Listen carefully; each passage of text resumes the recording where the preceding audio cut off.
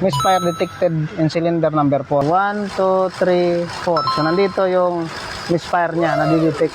Maraming possible cause kung bakit meron kang misfire. Unang-una, pinaka-basic, spark plug. Baka pundido na yung spark plug natin. Pangalawa, yung high tension wire natin.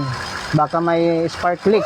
Pangatlo, yung ignition coil natin, baka may problema na rin. Hindi na nagbibigay ng magandang kuryente papunta doon sa spark plug natin. Yung fuel injector natin, baka may problema din yung buga. So, hindi na nakapagbigay ng magandang spray doon sa cylinder natin kaya nag-misfire. So pinaka-basic muna, siyempre, spark plug. So ngayon yung gagawin ko, since number 4 yung misfire, tingnan natin yung spark plug number 4. Kung mga baynos, nakita natin dito na pudpud na nga yung kanyang mga spark plug. Dito ay pinakabit na nga natin sa ating kasamahan yung spark plug para magkaalaman na.